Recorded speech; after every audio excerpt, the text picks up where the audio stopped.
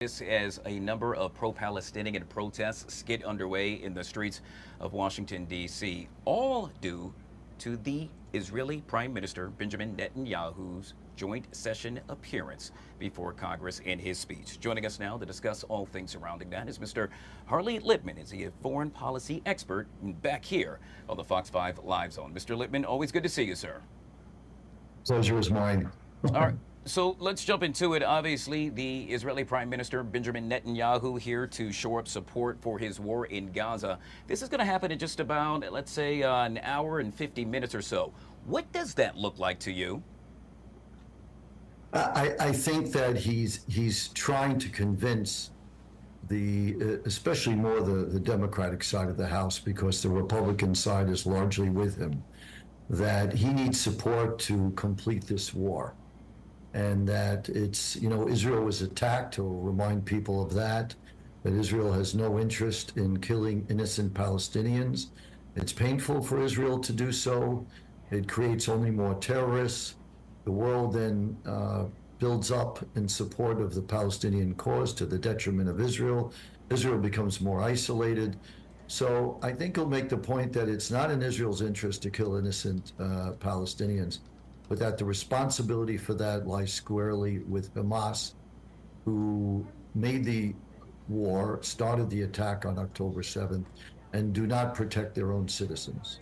Mr. Lippman, I'm going to play devil's advocate here. If we take a live shot of, once again, the protests that are taking place right now in the streets of Washington, D.C., they would beg to say differently. They would say that, in essence, the Prime Minister has really gone about to create chaos and carnage within Gaza. And so with that question being posed, I'm curious what you think the Prime Minister would respond to if given the opportunity to hear that question.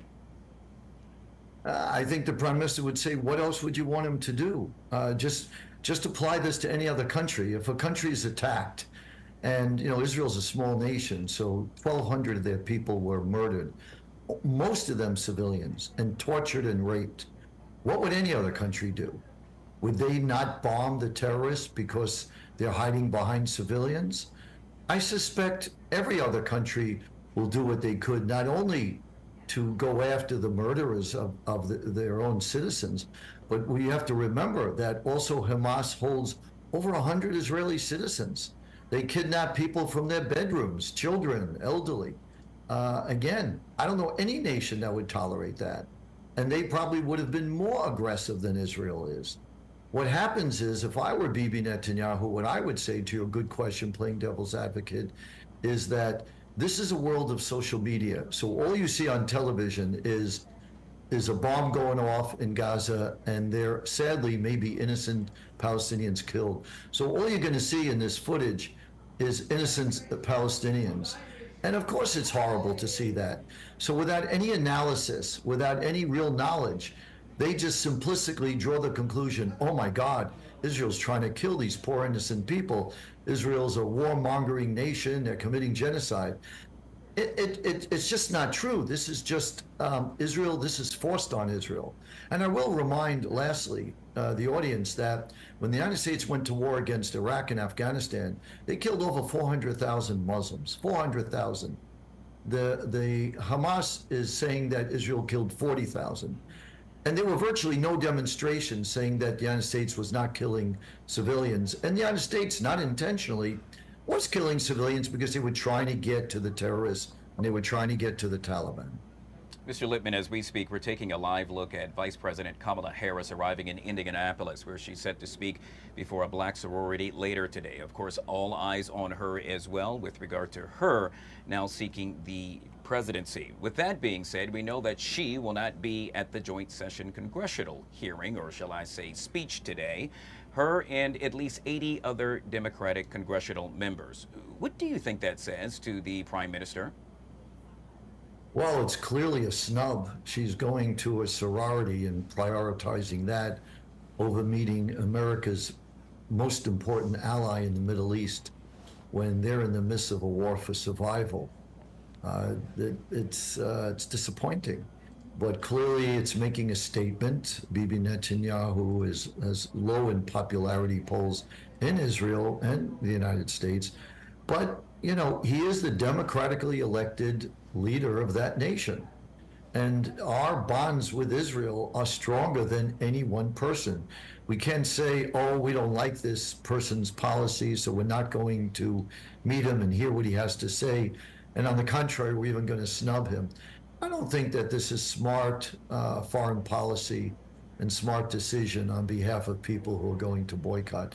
Boycott just speaks to they don't want to hear what he has to say, and they're making a political statement. Yeah. And lastly, it's only going to create more problems, more war, more violence, because the sad truth is that people in the Middle East view things through the lens of power. You cannot begin to understand Middle Eastern politics unless you understand that probably more than any region in the world, everything is viewed for the lens of power.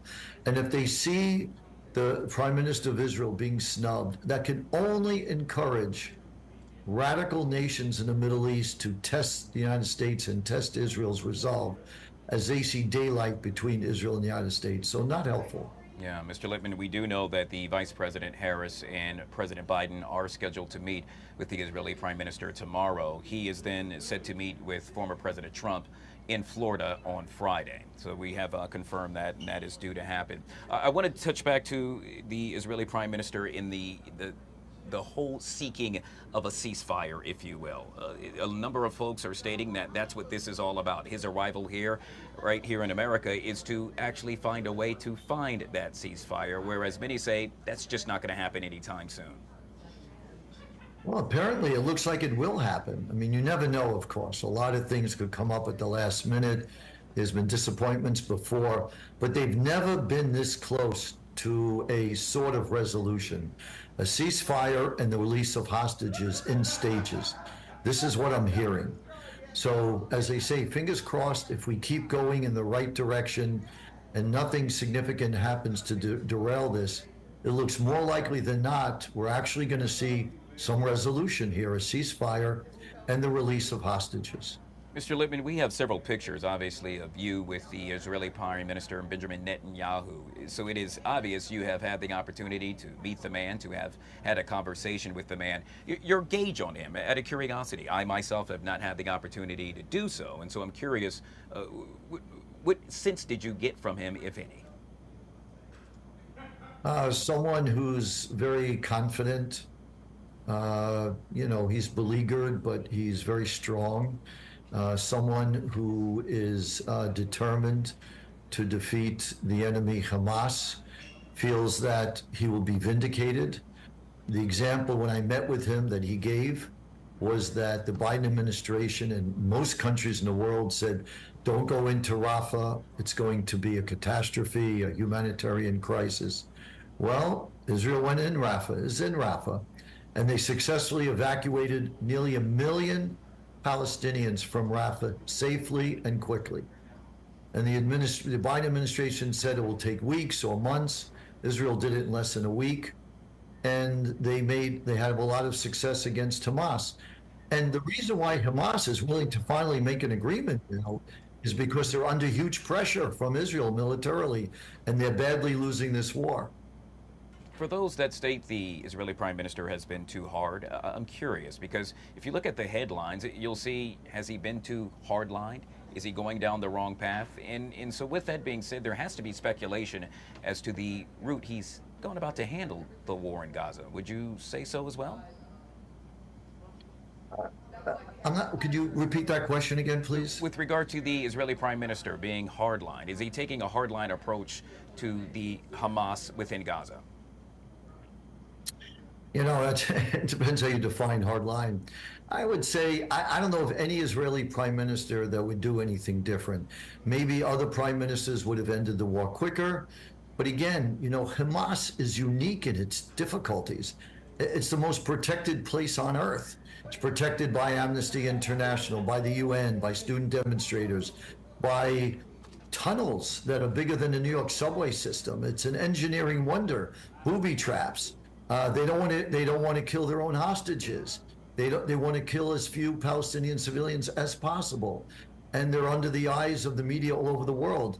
And they don't want Israeli soldiers to die needlessly. So they have huge challenges and constraints. the likes of, I don't think any country in the history of warfare has ever seen. So I don't think that he's hardline. You know, if Hamas just says, I surrender, their leadership could leave Gaza safely, the war will stop, no one will die, and the hostages will come back. So it's all in Hamas's hands. You know, it's funny how everybody puts pressure and blames Israel. The war could end tomorrow. All Hamas has to say is, we give up. Yeah. And with that, sir, I'll end with this, and that is, what would be deemed a victory for Benjamin Netanyahu while visiting right here in America? I think if he's able to convince Kamala Harris that the greatest threat to peace in the world, not just to Israel, but is from Iran. Without Iran, Hamas could not have and would not have attacked Israel. All roads lead to Iran. And the truth is, as horrible as it sounds, the only way we're going to have peace in that part of the world and in the world is to have a different regime in Iran. This regime has been dedicated for 45 years to its mission of destroying Israel first, then the United States. Take them seriously. They're weeks away of breaking out with a nuclear bomb.